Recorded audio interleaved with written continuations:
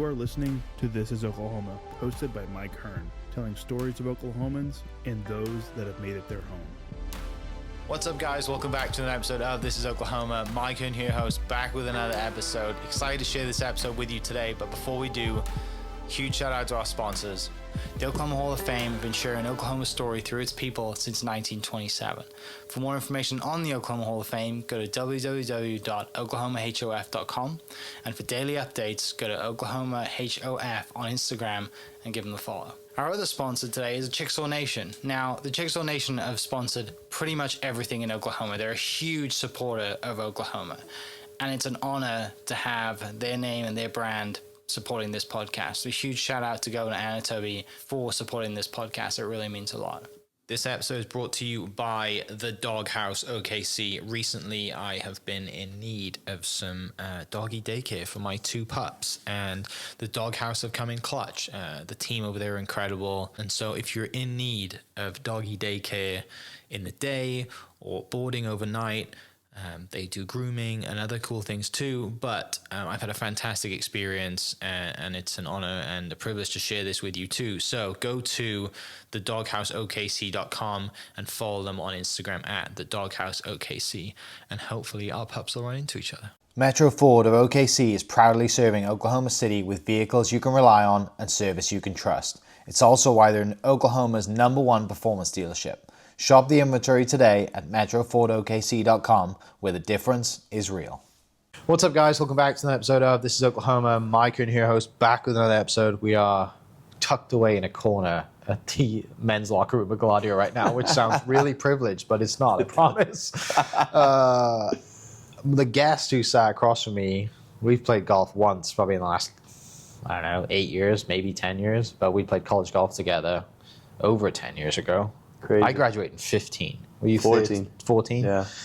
So one of my favorite memories, I would say, with you is, what was that old SUV that you had that lasted forever? Oh, yeah, like a Chevy Blazer. Yes.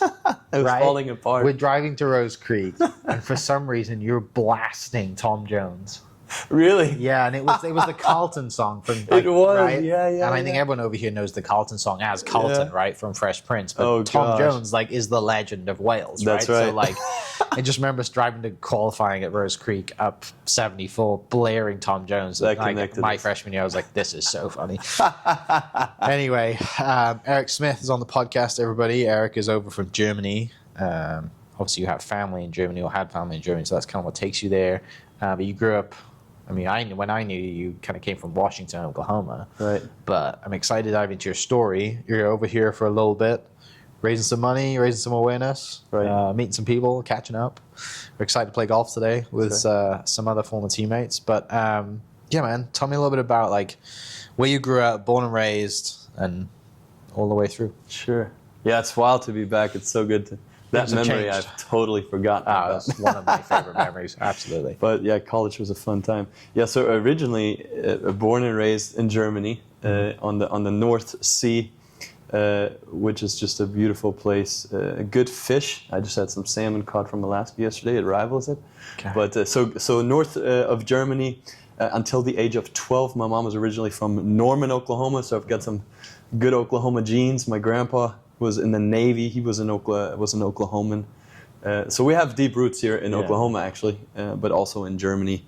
And when I was 12, I never knew my dad. He's actually from Spain. It's completely mixed and confusing for people when they ask me. But grew up with a single mother, hardworking, and she always dreamt of coming back to the States. So in 2002, I remember we came for 3 months visiting her great aunt here in Washington, Oklahoma.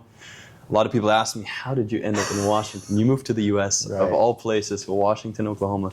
So that's where we landed. We visited. My mom just saw the vision of let's go back. Went back to Germany for a couple months, packed up everything, and in 2002 I was 12 years old. Yeah. We moved back to the great state of Oklahoma, and that's how I ended up in Washington. Went to Washington High School, and that's kind of how my time here in Oklahoma started. Pivotal age to move at 12. There's one of those ages you're Yes. you haven't you've made friends, but you haven't made your lifelong friends kind of. Right. But it's still you're old enough to have a shock. Right. And then growing up the way you did in Germany, like you were a different kid coming over here, then going to Washington, Oklahoma. Yes. Well, for me, it was, when I was in Germany, I was always into sports. My mom got me into gymnastics quite early. So actually, before I came for the last 4 years of my time in Germany, I started at 8. I was recruited by the first Olympic school in Germany for gymnastics. And so I did that for 4 years. That was my life. My coach was a former Romanian Olympian in gymnastics. And so I did that 6 days a week, morning to evening, partnered with school. So I came out of that at 12. I spoke 0 English, not one word, just grew up speaking German. So you're right, I came here. I remember we landed on a Sunday, and my mom forced me to go to school on Monday. And I entered Washington Public Schools. I had no idea what I was doing, where I was going. I have a cousin here at I think 3rd or 4th degree in Oklahoma. He was in the 6th grade at the time. So I went back 1 grade from 7th to 6th. And I just tried to navigate life. But it was one of the hardest times of my life. Trying to fit in, trying to belong. Was, bullied in some ways. I was the German kid. I don't know how kids are crazy sometimes, but, Nazi, Hitler, all that was thrown around. Oh, absolutely, yeah. But that's all everyone can think about when people think about Germany as somebody different. Right, yeah. And so the first year was brutal, to be honest. Took some time to get it adjusted to. Did you find a place, to do gymnastics in school? Did that translate, or did you stop doing gymnastics? No, I actually stopped because... So in Oklahoma, there's a Bart Connors is probably one of the most well-known gymnastic gyms, and even in 2002, it was super expensive. We came over, my mom, single mom, trying to make ends meet, and so we just couldn't afford it. And in some ways, it was a relief because I was a little burnt out after all the years of just doing gymnastics. I was kind of happy actually for something new, but I got right into sports in middle school. They put me in band. So I learned how to play trumpet for 3 year and was part of that. And then once I got into, I think it was 8th or 9th grade, when I kind of realized, and I had a lot of band friends, but I realized, in the US, the band people aren't the most popular. So I need to shift to football. Well, the thing is, if you've grown up being a gymnast, you already had size. Sure, right? yeah. You were strong, and for people that are listening and don't know you, you're kind of a stocky guy. Right? You've always been some people might say built like a bit of a fridge, right? You're stocky, right? And ever since I've known you, you've always been, stacked and strong. And then you got into CrossFit, and everyone's like, oh boy, watch out. Why is he walking on his hands first day, right? You're the gymnast thing makes sense. So you transition to football, you start playing football a little bit. What are your life aspirations at this point? Are you aware of anything? Do you think hey, we're technically, we're immigrants in America now. What do we do? What am I going to do? Do I need to get a job? Mom's working really hard, making ends meet. You're in a totally new environment. Do you even have a plan or an aspiration or a goal of what I want to do when I grow up? Or you just hey, let's just enjoy high school and get through this? Yeah, I think for me, for the first few years, it was just surviving. It was literally just surviving. I was trying to learn the language. I remember being in class one time, and sometimes it's interesting, you have these vivid memories that just stick. But I remember being in class one time, I was trying to read something, the teacher asked me, I think it was social studies, and somebody in the class was trying to help me, and the teacher yelled across the room and said, stop helping him, let him figure it out on his own. But it wasn't empowering, let him figure it out. It was really, I have it in my memory that it was just really tough. Tough environment. So I would say first few years was just surviving, was trying to, you want to fit in. So you try to make friends, and sports helped, of course. And it was interesting because over time I got involved in football. Later we started the first golf team. So golf became kind of my avenue of, we were a small group. We were 4 or 5 guys. That was kind of my tribe. And that's where I got very involved. And after failing classes all the time, the first 2 or 3 years, I started actually discovering I'm getting better at school. I'm starting to get a hang of it, and then starting high school, everything kind of shifted. Actually, I started making friends. I got quite involved. We ended up winning the state championship in golf my sophomore year, I think. So that was kind of a thing people celebrated. So all of a sudden, I shifted to These guys are pretty cool. And my grades went up. I started having straight A's. And that was then my goal. My goal was really to graduate top of the class. I wanted to prove to myself I came in failing, and I'm gonna do my best to just really push through. Yeah. So for me, my biggest it's always hard to say because you kind of feel like you're bragging on yourself, but I ended up graduating valedictorian and at the top of my class, and had a lot of friends, and really also grateful to just a lot of teachers that ended up being mentors. And you know, when you look back, you always see kind of individual people who along the path opened doors or just encouraged. I was involved in youth group in the local community, so there was a lot of people that just really pushed me and reminded me that I can do this, and that led to just, you know, at the end, a very, very positive high school experience. Absolutely. I love that. That's so, because some people listening, they might have had a pretty traumatic high school experience. Sure. Or, I mean, you went through the ups and downs, but you also had the confidence and the ability and the awareness to be like, hang on a second, like, I'm getting better at this. I'm building confidence in myself. And then you set yourself a goal to prove to yourself that you can do it around having mentors and helping out, helping with you. It takes, it's a great lesson. You can't do it all alone. It takes everybody. 100%. You mentioned golf. Was that when they started the golf program, had you had any golf experience up until that point? Or you just think, I like golf, I remember Tiger Woods, I'm going to try this? Yeah, it was actually interesting. The story, I won't drag it out too long, but in short, basically what happened was, I think it was eighth grade summer, I went with my grandparents to Canada on vacation. And there was a golf course nearby where we were staying, and I asked my grandpa, I said, hey, I'd really love to just try hitting balls once. And my birthday was coming up, and we went to a local, back in the day they had this store, I don't know if it still exists, Played Against Sports. Mm-hmm. And they had something like that up there, and we went there. The guy found out it's my birthday. He gave me some shoes, and he gifted me with like a 3-4 club set. Yeah. And so we took that to the range, and I started hitting balls. It was the first time I ever touched a club. And I was actually hitting the ball right away and got addicted to this feeling. I hit maybe 1 or 2 golf balls where you have that feeling of you hit them really well. And this guy behind me, older guy, he was like, man, this kid really has a good swing. So, I don't know, it just was this moment I look back on. I got addicted. I actually bought Tiger Woods' How I Play Golf after that. Yes. My mom got it for me. And I hated reading at that point in my life. And that book I read in 3 days. I devoured it. I took it to the golf course the whole rest of the summer. My mom would drop me off in the morning before work at Westwood Golf Club in Norman, Oklahoma. And I would spend all day there. And so I just fell in love with golf. And right after that is when I met a couple of guys that had quite successful parents. So they kind of funded the start of the golf team at Washington. And a teacher who said, I'll be the coach. So we started a golf team. And that's kind of the beginning of the golf journey. And I just really discovered I'm pretty decent at this. I'm passionate about it. And after 2 or 3 years, I realized I can't afford college. My mom can't. Maybe this is my ticket. Yeah. So that's where kind of the first thoughts of like, I really want to invest in this came. How old are you at this point? That would have been like 9th, 10th grade. Okay. Sophomore in high school. 15, 16 years old. Yeah. Wow, that's so cool to have that, right? But it's nice to have some natural talent, but then things align, and you figure out, and then you find someone at school wants to put the team together, and then you eventually win a state championship, which puts you on a lot of people's radar. Right, yeah. For college coaches, right? And when was the first time Halsey came calling? That story is also...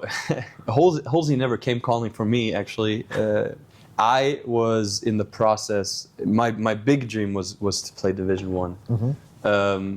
Absolutely. I mean, I had a lot of self-belief, I guess, because... I probably wasn't good enough, but I reached out to a bunch of schools, and I was in conversation with OU and Baylor at the time.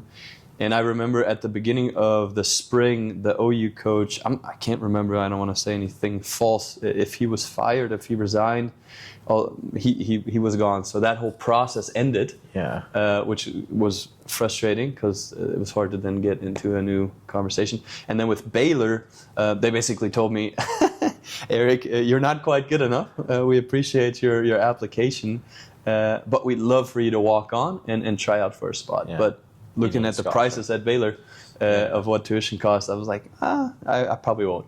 And so this was probably a couple months before the school year ended my senior year, and I still didn't know where I was going to go. Had no idea, was kind of lost. And one of my really good friends at the time had signed with SNU, Southern Nazarene, for football. So I thought, let's see if they have a golf program. Maybe I'll reach out. And that's when I found Coach Holsey. I messaged him. And man, from day one, he just showed huge interest, not just in me as a golfer, but as a person. Showed up to a couple of tournaments I was playing. And that's kind of how I got to know initially. Have you seen him since you've been back? We had coffee a couple days ago. Okay, yeah. good. Every time I come to the U.S. These days, that's one of my absolute priorities is to have coffee with Coach He's a Holsey. legend. Yeah. We, I think last year, it feels like it was longer, but we surprised him for the dinner up here. I just said, hey, Coach, just come, let's meet you. Me and Chad are going to take you to dinner. Let's come catch up. And we had like 12 of the guys in the dining room downstairs, and he walks in and everyone's just like there. And I had one of my friends, a photographer, took some pictures, and he was just like, I don't believe this. And then we told every story that we couldn't tell him when we were in school, all the stuff that we all, it's funny, like hearing like what we got up to, and then hearing what like, you know, all the older guys got up to that he recruited, and we just we laughed for like 2 or 3 hours long. It was so funny. I think I remember you posting about that or Yeah, it was something. good. So sad I couldn't be there. Special for him, for sure. So special. Yeah, because Jana, Jana, his wife, sent me a message, and then his daughter was like, he hasn't stopped talking about this. I'm like, good. I'm glad it means a lot, because it meant a lot to all of us to get back together. Because that's the thing, like, unless we go play golf or, you know, someone sets up a dinner, like, it doesn't happen. Well, I think there's, you know, I don't know, over the years, I think I realized, even now being in my mid-30s, and I've still got a long ways to go, but often people that have invested in others for so many years, I'm not sure how often they get the feedback or actually get to visually see the kind of impact they have made. And so I've tried to communicate to him how much he meant. And I mean, I would say he was one of the pivotal people, and that whole experience was transformative for me. But to see in a room of people, you know, how many people he impacted over so many generations. And I'm sure that I think that just meant the world to him, and what a gift. So I'm so glad he's the best. You guys did that. Yeah, so good. I need to read that. That reminds me, I need to catch up with him again. So you go to SNU, you have a friend that goes there for football, you get recruited to play golf. Is there anything before you get there that pivotal? I mean, you mentioned the state championship in high school in golf. Is there anything that happens before your senior year, anything big before you get to SNU? No, not necessarily, because it all happened so fast. You know, I was so fixed on. I was kind of disappointed I wasn't going to play Division I. I'd passed SNU and Bethany a couple times in my life, and it's not memorable. And I always thought, like, small schools in general. I remember thinking, I will never go to a place like this. You know, So I definitely was disappointed. I wrestled with that of, you know, what is it going to be like to go to a school like SNU? So I think it's just the preparation of what will college be like. And then ending high school at the end, it was such a good experience for me. That was really also a bit of a grieving time of, okay, this is over. And I do have to say, reflecting back, that it was a bit of a challenge for me as far as the transition. Because think about this, I was 12, I came to Washington, I was the new kid. I had pretty much built up, you know, friendships, network in a place like Washington. And then that comes to an end, and here I am. And there were some moments in myself, I think, where I realized, damn, I have to do this all over again. And so, yes, I had a friend that played football there, and so I had one guy I knew. But for me, I actually was quite shy at the beginning of my SNU experience and career, because I just kind of felt like the new kid again. And that brought me back to the time I moved to the U.S. And so that was challenging at the beginning to kind of get my footing again. Well, SNU being, you know, Nazarene, very rooted, and a lot of their beliefs, obviously, and everything follows that with the mission of the university and the student athletes. Had your journey with Christ started before that, or was that kind of where it kind of really gets in front of you? Yeah, that's a great question. I think my faith journey interest goes all the way back to really my childhood. In that, I would put it this way: my grandparents, who I love dearly, they came to faith in quite a charismatic movement right before I was born, and my mom was, let's say, more agnostic, wasn't really interested, and I think during that time. My grandparents influenced me heavily. My mom worked all the time, so I was with my grandparents a lot. So I would go to church with them, and that was kind of my faith experience at that point.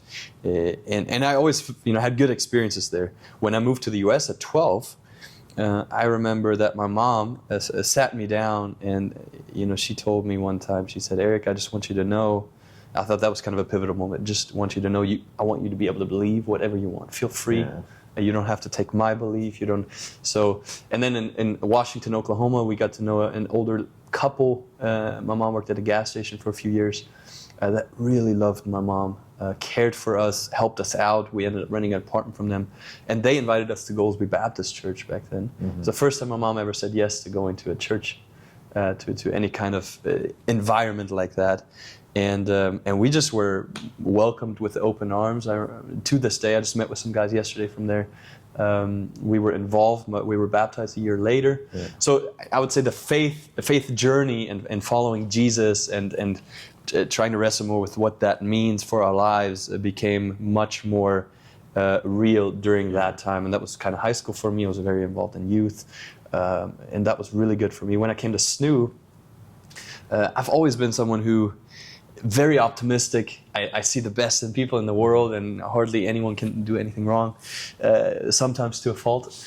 But I also like to question things. I also like to really understand why do people believe what they believe? Why do I believe what I believe? So I would say SNU ended up being a fantastic environment with some friends, but also with some incredible professors, where I literally just kind of for myself went on on kind of a journey of what do I want to believe, how do I want to see the world, and questioning everything and trying to figure out what are not just emotional but rational ways I can, for me, understand the world and how I want to live in it. And there were some speakers there at the time that really inspired me, and where I said, man, I want to live this kind of life. Bob Goff was one of those guys. And that's kind of where my journey took me to, where I said, I believe this to be true, and I think I want to do my best to love people well, to give the best of myself to this world, and to follow Jesus while doing it. Yeah. So I know that's a long answer. No. That's why I asked, because it's there's everybody's one is different, right? Sure. When you get to SNU, you have that moment. You kind of feel like you're restarting again, kind of quiet.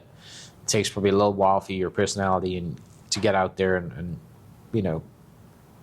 I had never met that Eric Smith, right? Like when I came in, like you're, deep into SGA and you're playing a lot of golf and doing all this cool stuff and fishing for squirrels. I remember you in a lab coat fishing for squirrels, and you remember that? Oh yeah, you're that's embarrassing. Up a tree with a fishing pole, fishing and catching squirrels. It was quite a funny image in a white lab coat. Wasn't that that was for running for an SGA position, right? Yeah, campus ministries. That's right. Vice president. I do remember that. Destroying people on the ping pong table. I remember that. I could never ever beat you, and I probably still can't beat you. Probably not. I'm so bad at it.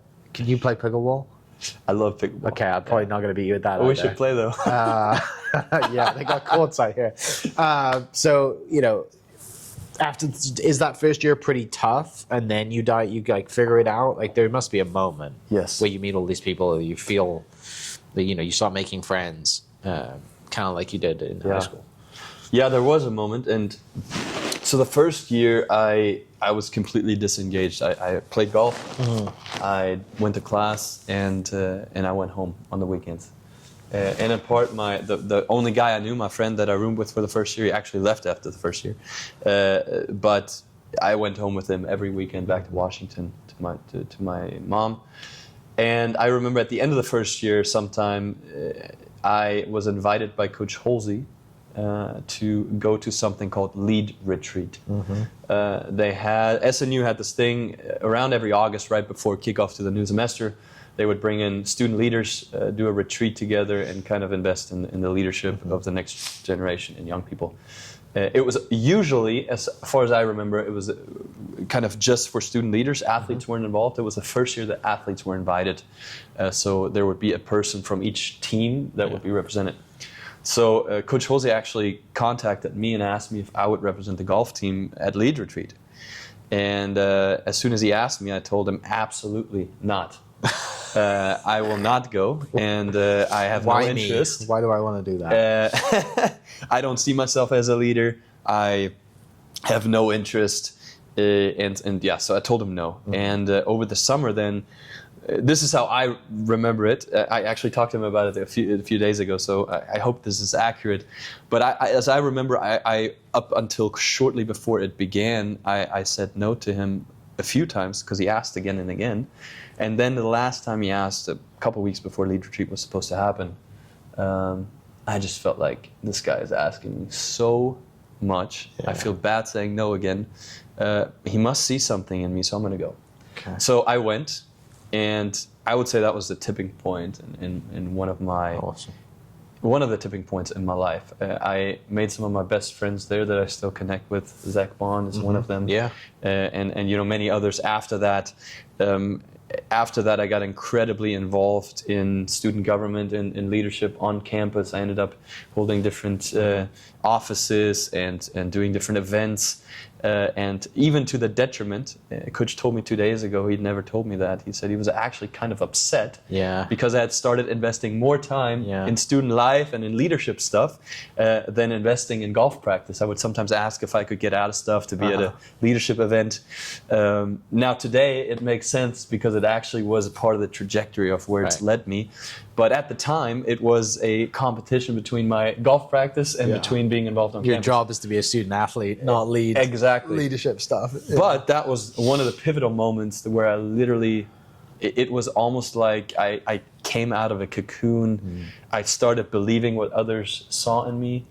Coach Jose, for me, was one of the people in my life that absolutely, saw something in me I never saw myself. Yeah. Where I even today feel most passionate, one of the things I love doing is calling out in others what they don't see in themselves. And so I've kind of adopted that, or tried my best from Coach Jose because he did it for me. And yeah, that changed the whole trajectory of my college experience. Yeah. Yeah, it's amazing to look back and see that moment and then have him say now, like, of all, of that change, that he kind of was the first domino of pushing you that way, to then you diving fully into it, and then him getting mad at you because you're not playing as much golf, to now see you 10, 15 years later in the position that you're in, and him come back and say, like, at the time I was mad, but now, like, I'm proud of you, look at what you've done. That's such a cool thing to listen to him talk about, and that's why we should why we should catch up with people who have been pivotal in our lives, right? Because otherwise you never would have known that. Right. And just, I love that stuff. Yeah. Why we do the podcast. We like telling stories. Absolutely. One thing I do remember, which I never got to see this in person, but you worked for the Thunder when you were in college. When is that, freshman year, sophomore year? Like, when is that? I think it was my sophomore, end of my freshman year, sophomore year, junior year, something like that. I don't remember exactly, but I remember it quite at the beginning of my time at SNU. They were doing like tryouts for the, what do they call it? The Storm Chasers, and the dunk team. Yeah. At the old gym on SNU campus. Broadhurst. Broadhurst, that's right. And I went to it because I was looking for a part-time job. I was trying to make a little money. And I thought, Thunder, that's cool. So I tried out for Storm Chasers and ended up getting accepted to be part of that group. And then they set up a trampoline after the tryouts were finished. And they announced that they were going to put together a dunk team, that during timeouts and stuff, they would do dunk shows with Rumble. And, with my gymnastics background, I was like, man, this is cool. I want to jump off this thing. And so I just asked them, I said, hey, can I try? Yeah. And so I did a couple of flips and did a flip and a dunk. And they were like, who is this kid? How can he do this? This is sick. And so they actually asked me if I would be interested in being on the dunk team. Yes. And I said, That would be a dream. The Thunder were good at this point. Yeah, the Thunder were really Right? This Harden, was Westbrook, KD, Harden, KD. Westbrook. This was like Ibaka, Absolutely, Carlson, like power. right. So free ticket to every home game, courtside. I mean, obviously we didn't get to see the whole game all the time because we were working. Yeah. But to be on the court, to do dunk shows in front of 18,000 people with Rumble, to warm up before the game while the players were warming up on the other side. Sometimes there was interactions.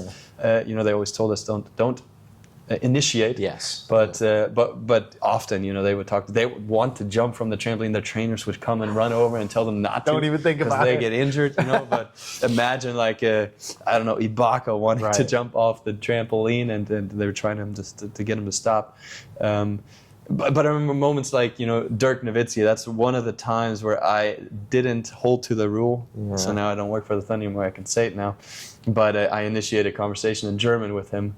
And so that was cool because he responded, so cool. And we just had a quick exchange, and I said, "Don't tell anyone, but I'm rooting for you tonight." But yeah, so it was a crazy experience, super fun. I mean, what a part-time job in college. So you did that for one season? 3 years. You did that for all 3 years? Yeah. Wow, that's so cool. And so, but you did both Storm Chaser and Dunk Team, or you just did? Yeah, we did it was both. The same. Yeah. Okay. So when we did dunk stuff, we were released from our Storm Chaser stuff. So you're running through the crowd, hyping people up, throwing t-shirts and stuff. Yeah, that was fun. What was the biggest game you'd worked for that? Oh my gosh. Western Conference Finals? Probably, yeah. Right before we went to the Heat and lost to Miami. Yes, I think that was the biggest game. And I mean, playoffs or any. It was wild. I think the vibe and experience in that arena was always special. So it almost felt like any game that was close, it felt like it was the finals. Yeah. And that's what made it fun working for the Thunder, because their fans and just the whole atmosphere in that arena was always loud and just the energy was just electric. It was a lot of fun.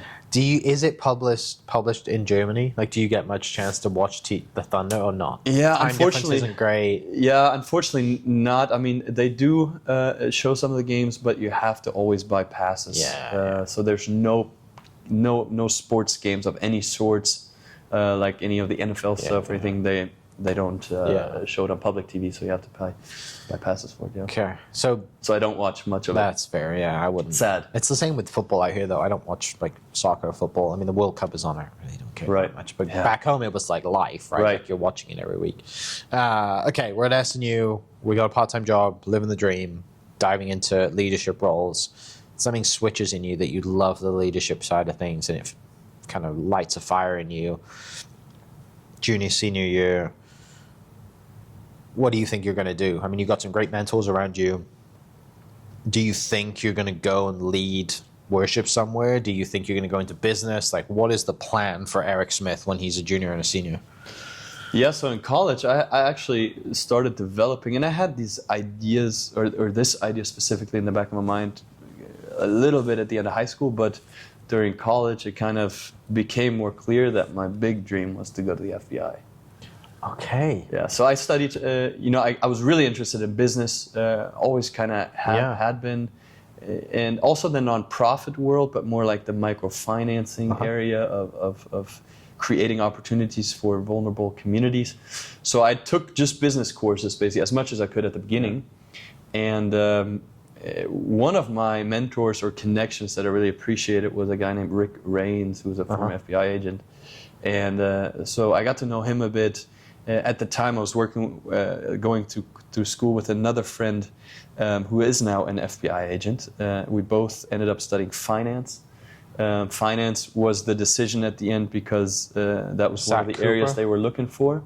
Who was that? That's Ben Busick. Ben Busick, sorry. Yeah. So ended up deciding to go with a finance degree, and the dream was to go to the FBI. So that's really what I was working towards. Yeah.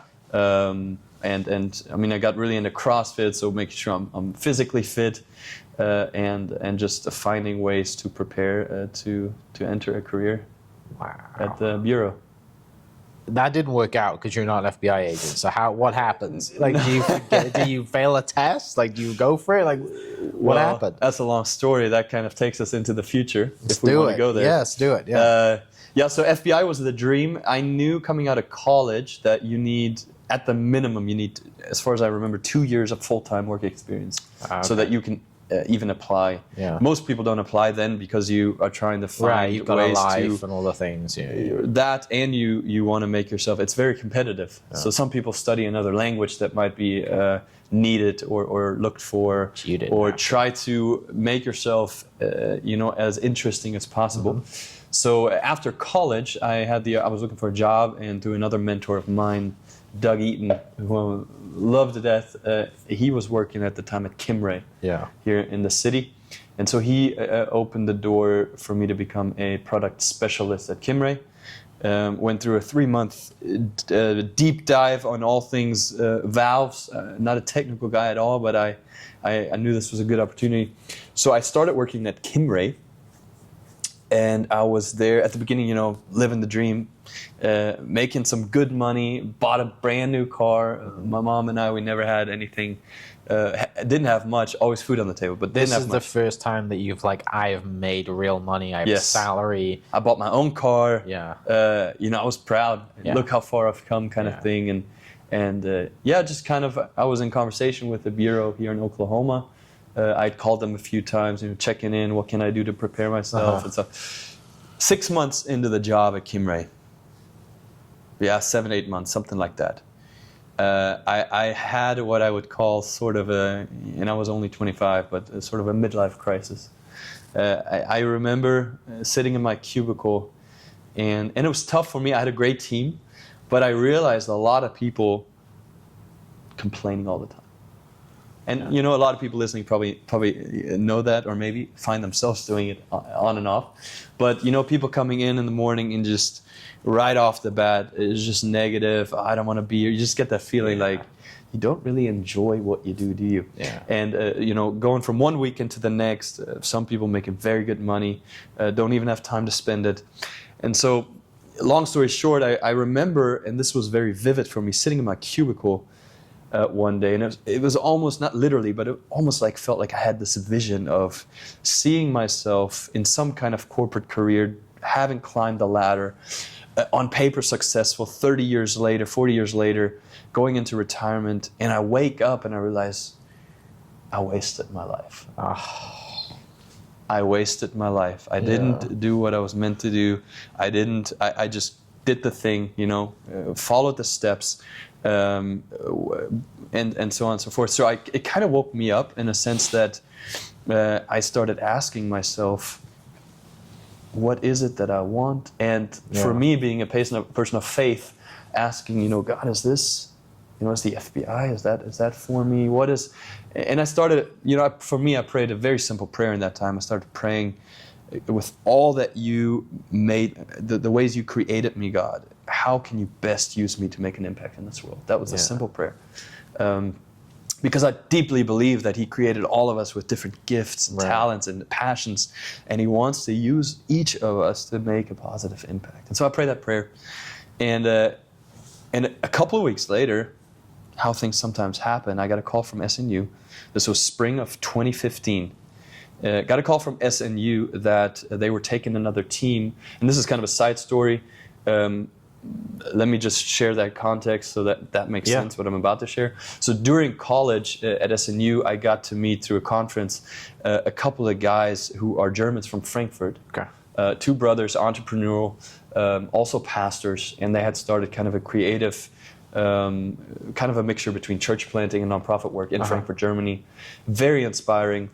And so after getting to know them, I actually went back to SNU's missions department, and I said, hey, we're going into the whole world with different trips. What would it look like to take a group to Frankfurt, Germany? Yeah, because you're going to Africa and go to South America and exactly, with SNU, Right. Yeah. And so for 2 years, I got to lead student teams to Frankfurt. Great. To support an organization called Church in Action. So there was a relationship there. And so go back to the moment in the spring of 2015 where I got a call from SNU. They said, hey, we're taking another team in May to Frankfurt, but the adult leaders had to step out for some reason. Would you be willing to take the team? And we'll pay for it. Yeah. And Kimray gave me the time off, and I said, I'd love to. So I did. And so I'm praying this prayer the whole time. during that phase. And I remember May 2015, I get out of the plane, I step foot on Frankfurt soil, and it was literally in that moment I remember this deep gut feeling of the answer to my prayer is, if you want to know how I can use you best, move back to Germany. And and the people that knew me at the time knew that one thing I said I'd never do is go back to Germany. Really? I didn't want to go back, ever. Yeah. Because people ask, after college, will you go back? I say the same thing about back home. Yeah, really? Yeah, same thing about Wales. Like, I wouldn't go back unless, like... Well, be careful what you say. Yeah, I know. That was my lesson, because I said I will never, ever go back to Germany. I have no interest for whatever reason. So anyway, I landed in Germany, and I just realized, man, the answer to my prayer is go back to Germany. So the 2 weeks there was phenomenal. I had some conversations with the guys leading the church, and they were always trying hard to recruit me because they were looking for young leaders. I have German citizenship. I speak German, and so it was like, come back, work with us. And I always said, absolutely not. And kind of the Halsey thing, absolutely not. And so I came back after that trip. I took about 6 weeks. I didn't tell anyone about what I was thinking, feeling, not my friends, not my parents. I knew if I sought out conversations, I'd want people to tell me all the reasons to stay. And so I was really wrestling with myself. 6 weeks later, 1 a.m. in the morning, I'm laying face down on my carpet in my apartment, and I just knew, and for me it was more of, God wasn't saying you have to go. It wasn't like, this is the only way. I don't believe in that. I could have stayed and done well, I'm sure. And he could have used me. But the question I asked is, how can you use me best? And so at 1 a.m. I remember sending one of the pastors in Germany an email. Just in the subject line I wrote in capital letters, I am coming. I sent that email 1 a.m., went to bed, and in the next few days I booked my one-way flight. I hadn't even quit my job yet. I just knew, I calculated 3 months notice. I quit my job, and I had about 3 months. I sold everything. And a few crazy things happened. I still had a $10,000 loan on my car. That, and this is a whole nother story, but ended up being paid by a stranger who had found out. So I might share it just quickly. So I just posted on Facebook that I'm going back to Germany. And I don't think I've ever shared this publicly, but I posted on Facebook something like, hey, I'm going back to Germany, whatever. And one night I was sitting on my couch, it was like 11 p.m. I got a Facebook message from a guy I didn't know. And he just kind of said, hey, I saw your Facebook post, been following you for the last few years. And at that moment I kind of thought, that's kind of strange. I don't know the guy. I wasn't really like on social media that much. You're following me. It just was kind of strange at the moment, And I just said, okay. And then he said, if you need anything, just let me know. And in that moment, it just came to mind, like, well, if he's asking, just tell him what you need. And I literally felt like the intuitive sense, tell him you need 10 grand. And so I said, well, I'm trying to get rid of my car. I'm trying to raise $10,000. I have a loan I need to pay off. And he said, okay, let me make a couple phone calls. I'll get back to you in a couple days. And you're like, what? Well, I thought I'd never hear from him You're again. like, cool, thanks. I thought this was, kind of pie in the sky. And I remember a couple days later, I get a call so I bought the car from Diffie Ford Lincoln. Know the Diffies well. And so one of the Diffie twins called me and said, hey, Eric, can you meet tomorrow morning at 8 o'clock? I want to pick up the car. I'm like, what do you mean? I haven't even planned, do I still need it? What's going on? He said, 8 o'clock tomorrow morning, just meet me at Snoop parking lot. And he said, can you meet me? I said, yeah, sure. I'll tell you everything you need to know tomorrow morning. Wow. I said, okay, since I know the guys, I trust them, I'll meet you. And so I met him, and he asked for the keys, and he said, Eric, all you need to know is that the debt is paid. You don't need to worry about anything. You'll never see the car or these keys again. And so I asked him, I said, how? And so he told me about a guy, and I'm blanking on his name, but I guess he had played golf at SNU years earlier. And so I had a connection there. He had, I think, taken over his dad's construction business. He was in his late 20s at the time. I wrote him and I said, hey man, I just heard, is this true? Can I meet you? I just want to thank you. So we met at a Starbucks here in town. And So he's younger than you? No, at the time he was like, I was 25, he was like 29. Oh yeah. But young. Yeah. And he said, very shy guy. It was kind of a very short exchange. He just kind of said, I don't feel called to go anywhere, but I have some money, and I just felt the nudge to help. Oh, that's so he cool. paid that debt off, and then, and this happened. This is not made up. I needed about $3,000 to pay some, my travel expenses and stuff that were coming together, and so I remember when we shook hands to say bye, I felt paper in my hand, And when I looked into my hand and I looked up, he was already gone. For me, it felt like seconds. I didn't look because I didn't want to. I went into my car and I looked a check, and I opened it up. It was a check for $3,000. Oh my gosh, chills. And it was just those moments where I just felt, sometimes we ask, like, is this real? Can this happen? And I believe when we actually get out to take risks and we actually are dependent on people and God to show up, then crazy. I've experienced things like that over and over, and that was a moment in my life where I realized, okay, I got to go back to Germany. Yeah. So August of 2015. I packed 2 suitcases, and I didn't want to leave my golf club, so I took them with me. Absolutely. And I went back to Germany. It's been 11 years. To work with Church in Action, yeah. Wow. Gave up the FBI dream at that point and joined Church in Action. So you still have the FBI dream? No, I don't. Okay, I was going to say, because my previous guest was a sniper at the FBI. Oh, really? Yeah. Well, Goes out today. I have done a lot in the Middle East and speak a bit of Arabic. So if you guys ever want to reach out, just let me know. Right. Yeah. Careful what you wish for, right? Yeah. So you go over there and work for Church in Action, and church obviously is a lot different in Germany than it is at SNU, right? Goldsby, right? Like you can, I think remember talking to you previously, like you're setting up in you're going to where they are, because it's not like Oklahoma where there's churches everywhere you turn. Back home or in Europe, yes, you have the beautiful kind of cathedral looking, very historical, some of the churches, but the new generation, and correct me if I'm wrong, but the new generation, it sounds like you're going to coffee shops, you're going to bars, you're meeting them where they're at, just kind of hanging out and integrating into the community versus like creating your own spot and saying, waiting for them. We're here, you got to go to them. Yeah. So you have a great time for the last 11 years in Germany building this. Yeah, it's been quite the experience. I mean, I went back, and by the way, this is kind of an anecdote. I always, when I came back and spoke, I'd always tell people I didn't end up in the FBI, but now I work for the CIA because Church in Action acronyms are CIA. So that was always a good way to enter the talk. But Church in Action, I landed. I actually went there no plan. I didn't know what I was going to do for them. They just said come, and I felt the nudge to go. No apartment, no contract, nothing. Yeah. I just show up. Sleep on a mattress for 6 weeks until I found an apartment. And we had talked about a little bit of like doing project development internationally. And then when I landed, just a week or two after, one of the brothers that started the organization said, we just started planting a church a few weeks ago in a city called Darmstadt, south of Frankfurt.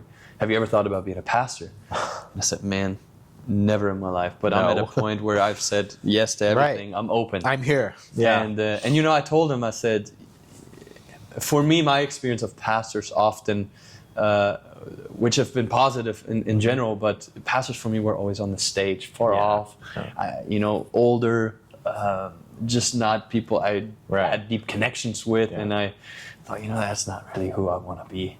But I told him, he was very entrepreneurial, very inspired, very energetic, saw the world just different and wanted to change the world. And I said, if it's anything like what you do, then I'm willing to give it a shot. Yeah. So I just kind of walked with him for a few months, started speaking, preaching in bars and restaurants and coffee shops, ended up we started kind of a master's program focused on urban transformation and theology with the University of Manchester. Yeah. So I'm getting my master's degree in theology and urban transformation with a focus on Islam in the UK. Okay. Yeah, so it was like intensive weeks and stuff, but did that for 2.5 years.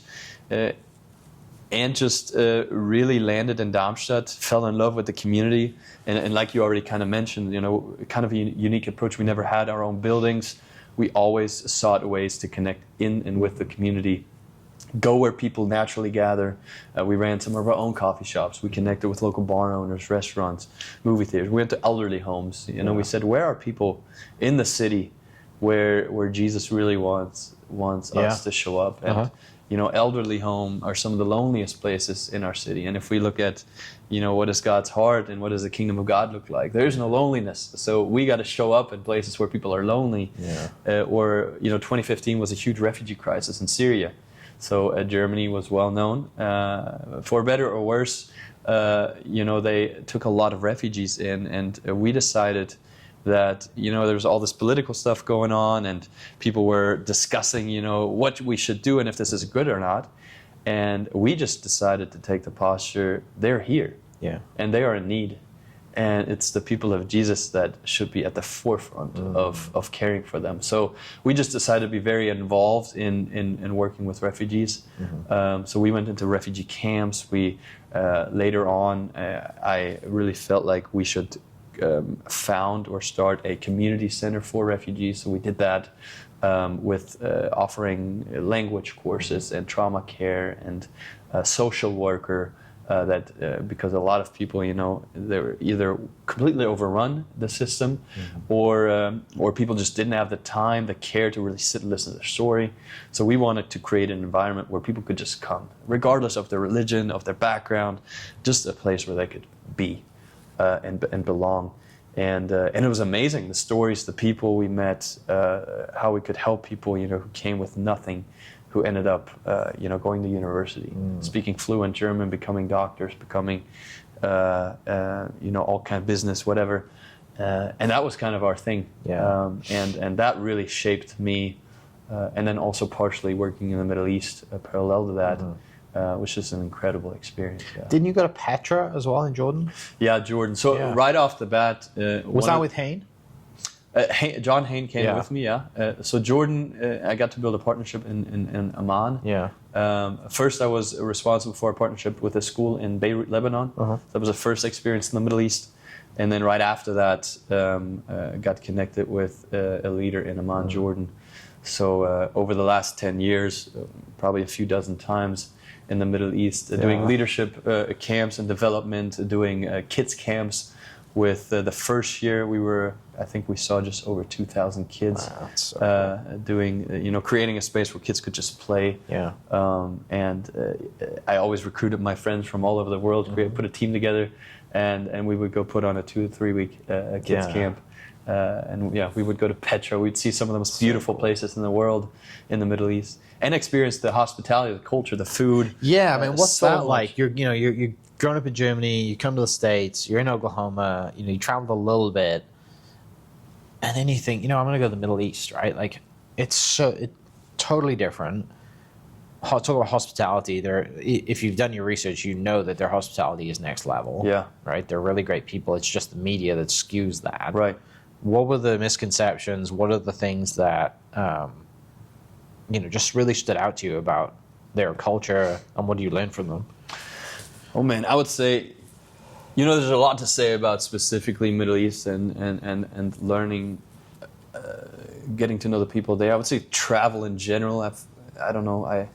My goal over my lifetime is to travel to at least 150 countries. I'm up to 40, I think. Okay. But all that to say that you just learn and expand your perspective in so many positive ways. To your question, the Middle East, you know, I always love taking my friends from the US and other people that, you're right, we have such a skewed view of all kinds of people in the world. And a lot of it is, you know, political interest or what we see on the news, and it shapes how we see the world, but we don't actually know the people on the ground. And, you know, often, if not always, it's always connected to fear of the other, fear of what we don't know. It's we should be afraid. They're taking from us. They're coming for whatever, whoever they are. And often in the West, it's the same with the Middle East, you know. And I remember the first time I got there, I was just blown away by how normal and how alike people are. And you know, it's one thing to have a people group painted a certain way. It's different when you sit across a table from someone and you hear their story, you hear the pain they've gone through, you get to know their name. It changes everything. And so being in Jordan and Lebanon, and I've been to Israel, I've been to Palestine, been to some of these places.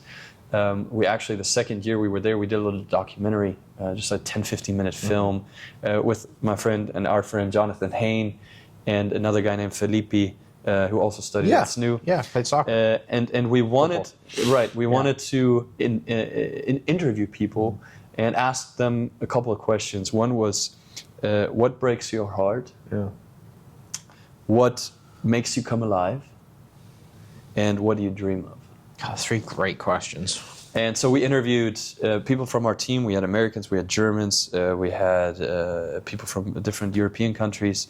And then we had refugees from Iraq, from Syria, from other Middle Eastern countries. We had local Jordanians, we had Lebanese. So from all these different places and backgrounds, Muslims, Christians, some different religious sects.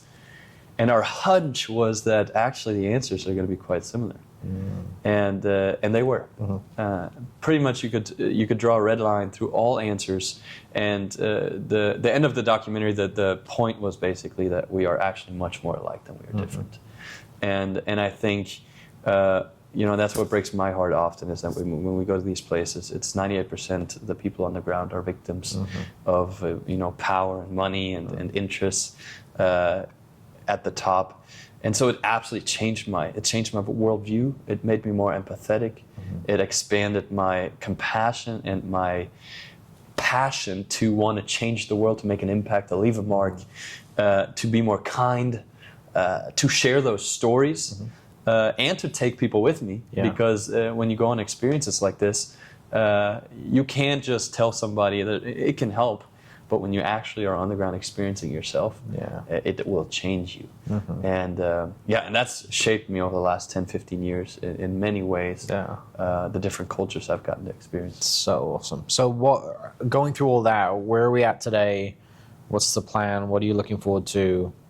Obviously, you have a return flight to Germany, so there's a long future there. But like, what are we doing? What are we at? What's the ask? What's the need? Is there a need? I mean, you've been out there 11 years now and traveled a lot and seen a bunch of different things, and things have pivoted and found your way. Right.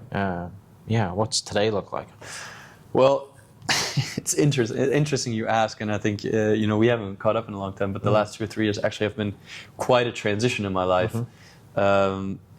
Which probably could take almost as long of a conversation as up to this point. But I'll try to keep it short. So we have a tea time in an hour. Okay, that's good to know. But I don't know how much the battery's left on camera. We'll figure that out. We'll just see. Yeah. So to try to bring it all, shorten it a bit. My time at Church Action came to an end in 24. Okay. Summer of 24. And in light of trying to protect people and not to go into too many details, Church in Action ended up basically discontinuing their work. COVID was very tough. Some you know, leadership challenges. No crazy moral failure or anything like that. It was a struggle over there, though. For COVID is a lot harder there than it was here. Stricter rules. Yes. So COVID for us, you know, we didn't have our own building. So when we were in public places, that was one thing that was really tough. There were some leadership transitions that happened during COVID that unfortunately just didn't go well for many different reasons, and don't want to even put anyone at fault. But I do have to say it was a very, very difficult time for many of us who had invested, you know, over 10 years of our lives in Church in Action.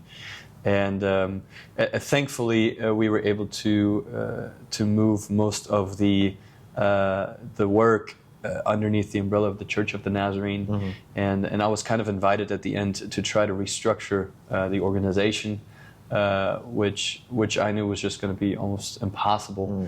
We gave it a shot with the team, and I got to lead that effort. But I just came to a point where I knew this wasn't. I couldn't carry it any longer. So we stepped back, and the decision was made to discontinue. So I moved into a time, probably one of the more difficult times of my life, after really a crisis of sorts. And October 24 was the first time I was ever unemployed. And I remember the first day, a Monday, waking up, and life was just different. And I say that just because I think it's important to name some of the, I meet so many people that go through these phases, but nobody often knows about it, or people don't share about it. And it was just a very real moment for me where I realized, like, who am I? What am I gonna do? What's next? For me, really recovering from also an ending for me of a chapter that was the reason I moved to Germany. So there was just a lot. It was just just a job. It was something I gave my life for. And so there's tons of lessons, and maybe I'll share more. And I thought about writing a bit about it as well. But long story short, thankfully in Germany you get a year of unemployment, so they give you a stipend every month. It was just enough for me to get by, and gave me the opportunity to kind of take when people ask me, I tell them I took a sabbatical. Sounds better than unemployment. Yes, claiming, yeah, you're right. So, a lot better. And in Germany, they look at your last job title or role, and that's how they base how they help you find a new job. So because I was a pastor, and in Germany, the government in that area doesn't have any connection in the theology world. So they told me, we'll give you money, but we can't help you find a job. Which in my mind was like, okay, you won't call me 8 times a week to get me to you apply. Applying. Yes. So for me, it was just the greatest gift, because I really got to take time to travel. I had a few weddings I officiated in Miami, and went to Thailand to see Jonathan, and to just really take time to ask the question, who have I become? What have I learned? And for me, it was so important with all the things that happened to not go bitter into the future. I wanted to really move free and grateful into the future, knowing that all that has happened and all the good that came from it shaped me who I was today. And it was really a gift, because you can't read about leading through crisis in a book. When you experience it, it's different. It actually becomes part of you. And for me, the big question in that year became, how do I now take who I've become, what I've learned? And again, the question for me, God, how do you want to use it? Okay. And one of the things I've been wanting to do for years is to do a proper coaching certification. As a pastor for 10 plus years, I always felt like part of what I did was coaching. I feel like by heart, I'm somewhat of a coach. I love to encourage and pump people up, and tell them how much they can achieve. And I coached CrossFit for a few years, so I loved when people came in, especially older people, and the goal was to get a push-up or a pull-up, and to work with them to get to the point of helping them get there. And then seeing them achieve it, and then seeing the excitement on their face. And what happened in that moment was not only the excitement of I did it, but the realization of I can do that. What else is possible? And so this whole idea of coaching, became something I thought a lot about. And communicating, speaking. I've always seen it as a privilege to get to have a mic in front of a crowd. And infuse them with self-belief, with courage, and speak life into them. And so I asked myself, what could that look like? Of course, for me, the wrestling was, do I go back into local traditional ministry? Do I start my own business? Or, very appealing at the time, do I take a corporate job just for a couple years? Take the paycheck, go home, no leadership responsibility. So I actually went in every direction. I went to every conference I could go, connect, network. I applied to jobs, got a ton of no's. I didn't have the traditional resume. I did get 2 offers in that summer. And every time I got the offer, I just felt like it's just not my purpose. And so long story short, I went through the coaching certification, really discovered I love this, and people called out on me in that, we coach people and we get coached, and often I got the feedback, man, you were made for this. You're good at this. You need to realize that. And so this was August I finished of 2025. My unemployment was going to go till the end of November. And I still didn't know. And really, inside of me, I knew. Yeah. But it was so much fear of taking the lead. It's a lot. Yeah. Imposter syndrome. Yeah. What do I have to give others? What do I have to say? Who am I? You know, and I've often heard in the last year, it's the people that don't really overthink, that have just this confidence. You know, there's a lot of BS online. Yeah. And sometimes you wonder, like, man, there's no content, nothing helpful, but these people just don't think about what they're doing. They just go do and it. they're successful because they have no fear. They just do it. And it's so many good people in the world that are quiet, that they just think about, is this good enough? Is this perfect enough? Is this wording good enough? Is my website good enough? And they never just do act. it. Yeah. And they actually have so much good to contribute. So anyway, that was going through my mind. And so I knew something with starting my own business is on the radar, but I was afraid at that moment to pull the trigger. So I applied to one more job because it came across my desk. Actually, it was sent to me, YouVersion Bible app. Yeah. Somebody sent me a message, said, hey, YouVersion is planting a team in Germany, in Frankfurt actually. Yeah. And the question was, do you know anyone who might be fitting for the role? It's the easiest way to get someone in. Hey, do you know anybody? Yeah, I do. Okay, that person's me. Right. Yeah. And so what they're doing, basically 30 hubs around the world to contextualize content on the app. And so I applied for the leadership role, the hub role. Went through the whole process. They made me an offer, and I thought, man, they pay better than any corporate offer I got all year. Yeah, it's a huge business. They pay good. Yeah. And you went to SNU where Bobby went as well. Exactly. So there's a lot of connection, you know, and a lot of things where I thought, you know, this is meaningful work in many ways, and it aligns. You know, I would have came back that the launch of the team was the big celebration that happened here at Life Church in Oklahoma City. So a bit full circle kind of moment. Yeah. Well, I got the offer, and Mike, I tell you, I sat there and I thought, man, this is really good money. It's, you know, in some ways really appealing because it is in the, you know, purposeful and stuff. Yeah. And I just knew it's not for me. Yeah. I will regret not trying to start my own business of coaching if I don't try. Good for you, dude. And so that's a huge offer. It was a big offer. It was very appealing. This was 6 weeks out from my unemployment ending. Yeah. And I said no. That's a test right there. And at that point, I was in Cyprus speaking at a leadership conference, actually through my Middle East connections. Yeah. They had 100 young people there in Cyprus for a retreat. And it was so funny because one of the things I talked about, I had a few sessions I did, was encouraging the young people to do things afraid. That was a tagline. Do things afraid. And I was preaching and speaking about, don't wait till you're ready. Yeah. Start now. There is no secret. There is no hack. Just start walking and have the courage to try. And I stood there in the moment and realized, I don't know if I can cuss on this. Yeah, we can beep it out if we need to. But it really was this kind of moment of like, man, I am talking to them about something I'm not willing to do. Yeah. And so I actually in that moment opened up.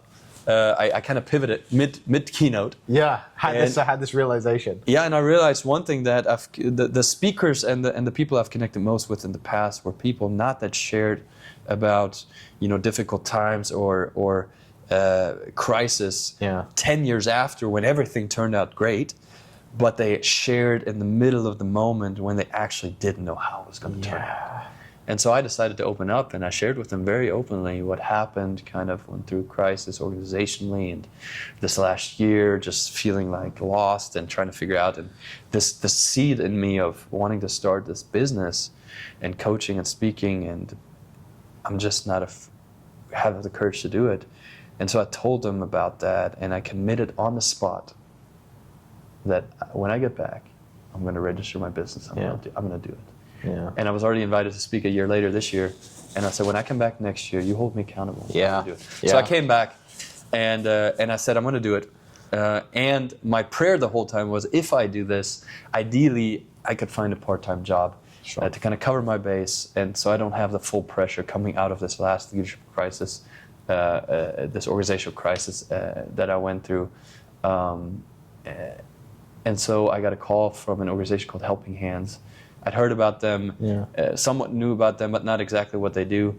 And they told me, hey, we have some money, we need some money in fundraising, donor development. You have that experience. Would you be interested in working with us? And I said, you know what, I'm actually interested. And they asked me, well, what are your conditions? And I said, well, I need this money. I want to work completely remote. I want to be flexible. 60%, 3 days a week, so you cover my health insurance. That's my dream list. Yeah. And the only thing they said is, we can't quite pay you that. So they went down just a touch, but they said yes to everything else. Awesome. And so I started with them December 1st. I get to work flexible from anywhere, which is perfect for starting my coaching business. I registered my coaching speaking business. I started in January. What's the LLC called? Well, it's just called, it's basically on a freelance basis based in the system in Germany. So it's called Eric Smith Speaking and Coaching. Gotcha. So a lot of stuff has happened since then. One, got really involved in this part-time job at Helping Hands, just a phenomenal nonprofit that is a small team. They do international community development, in essence, in 12 countries. They've worked in 50 in the last 30 years. They just do super efficient work. I've never seen an organization quite as efficient as they are. Sustainable. They don't go do for people, they do with people. They empower local communities to stand on their own, not dependence on outside funding, but in a certain time frame. The goal is always to empower the community to stand on their own. And they actually have partnered for a few years with some of the, for example, a school in Beirut, Lebanon that Church in Action was partnered with. So I actually get to continue some of those relationships with a huge gift for me. So yeah, my role with them in large part is kind of being an outside voice and advocate to build a donor development network. They have a decent basis in Germany, but they're all introverts. They hate speaking in front of people. So I can kind of bring my personality into the mix, and one of my focuses is to build a network here in the U.S. to partner with different projects in the organization to help some of those projects move forward, which is awesome because the part-time role is not just a desk job, but it's something I can really get behind, I believe in, and I love talking about and getting people involved. And on the other hand, one thing that I got really excited about is I was praying and thinking about in December. I needed a framework. I wanted a framework for my coaching, something specific I can kind of share, market, tangible, that there's a deep depth basis to it. And I followed for many years a faith community called Mosaic in Los Angeles, led by Erwin McManus, which in the U.S. is quite a well-established author and influential person, has worked with some presidents, and always resonate with his voice. He brought out a book a couple years ago called The 7 Frequencies of Communication, the hidden language of human connection. And I read part of that, and I was just absolutely fascinated by, for one, communication is the basis of all connection. So we cannot not communicate, as one well-known philosopher once said, everything is communication. We're communicating right now and connecting. And so what does it mean? How do we naturally communicate? How do others experience us gaining self-awareness and then learning even to adapt and really grow in our communication? But the framework goes even deeper, that it's also about the shadow sides of our communication. What does that look like when we're in our shadow and unhealthy communication frequencies? And then the inner voices that haunt us our whole lives. How do we rewrite the narrative that drives us, what we fear? Many people go their whole lives driven by their fears, never breaking out of the narratives that they've been telling themselves. I'm not good enough, I'm not wise enough, I don't know enough, who am I to do this?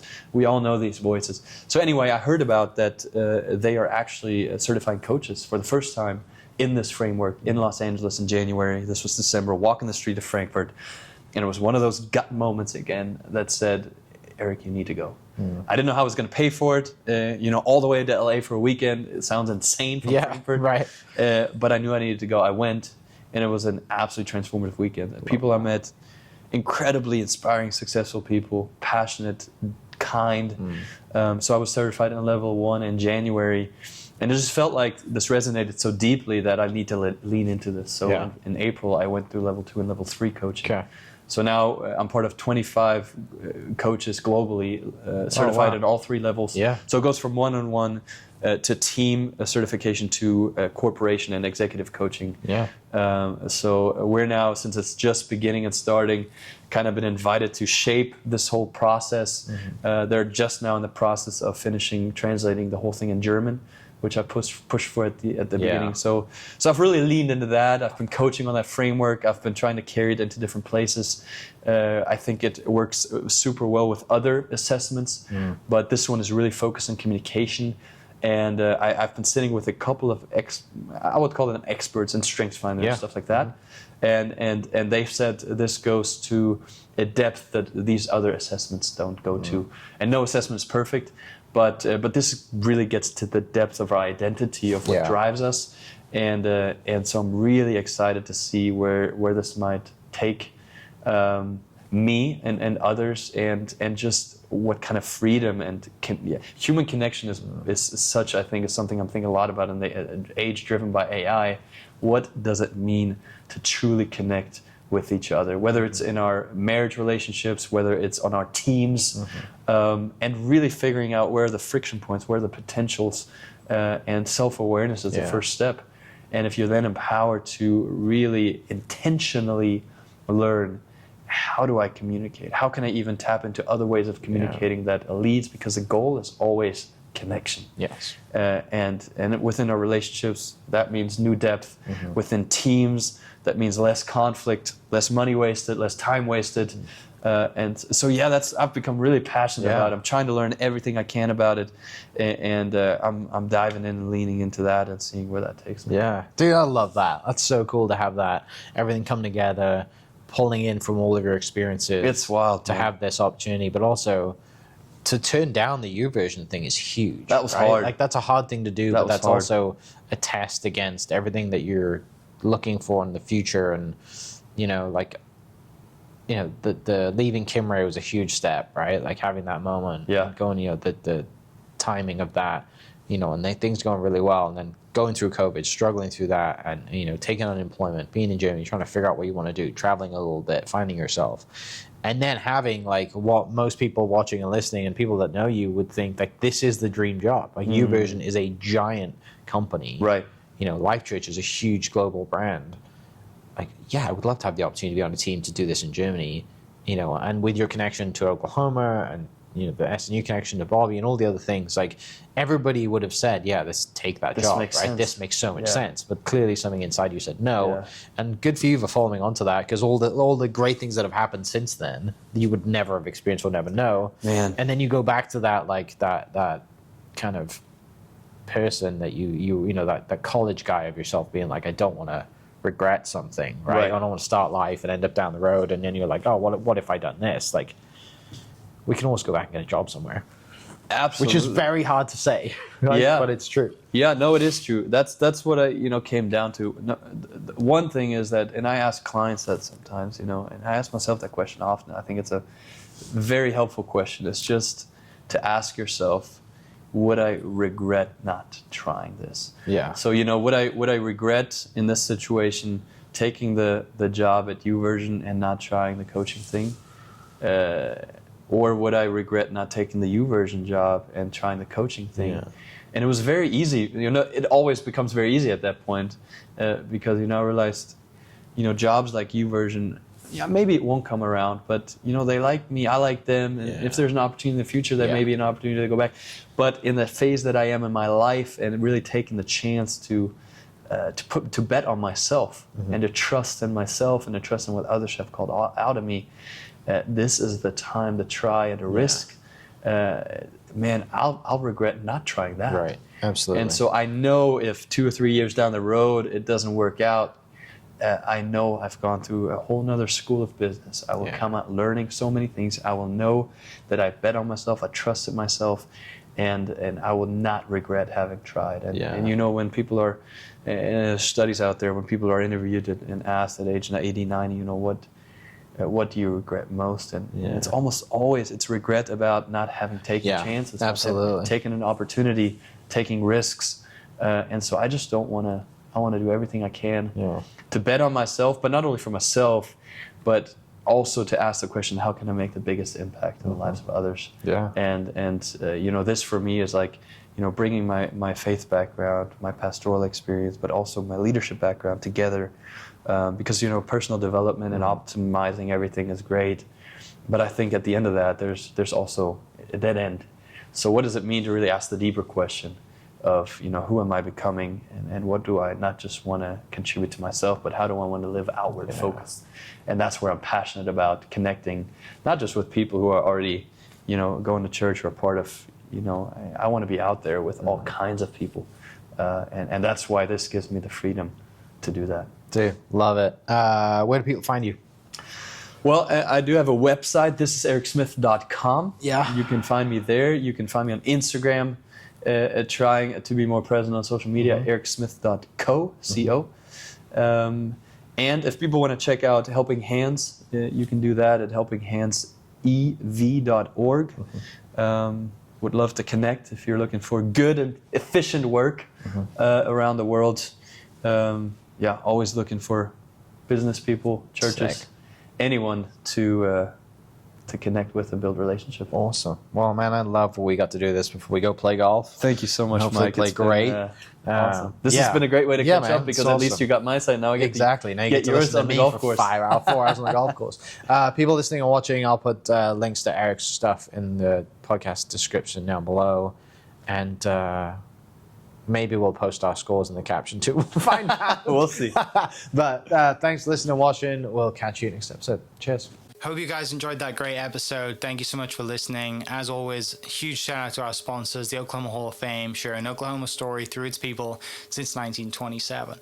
For more information on the Oklahoma Hall of Fame, go to www.oklahomahof.com and follow them on Instagram for daily updates at OklahomaHOF. Our other sponsor, the Chickasaw Nation, amazing sponsor. They do amazing things for the state, and they're always sponsoring something in Oklahoma. They're a huge supporter of Oklahoma, and without their support, we wouldn't be able to do what we do. Metro Ford of OKC is proudly serving Oklahoma City with vehicles you can rely on and service you can trust. It's also why they're Oklahoma's #1 performance dealership.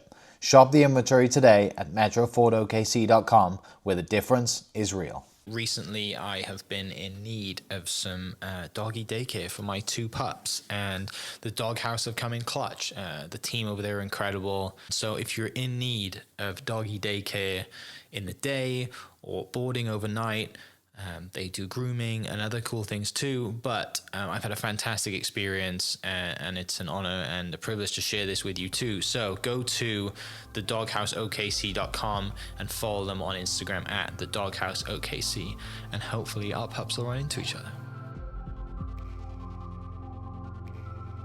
Thank you for listening.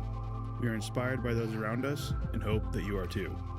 Make sure you subscribe to this podcast on your favorite podcast platform and leave us a review so we can keep telling your stories. For more great Oklahoma content, follow This Is Oklahoma on Facebook and Instagram.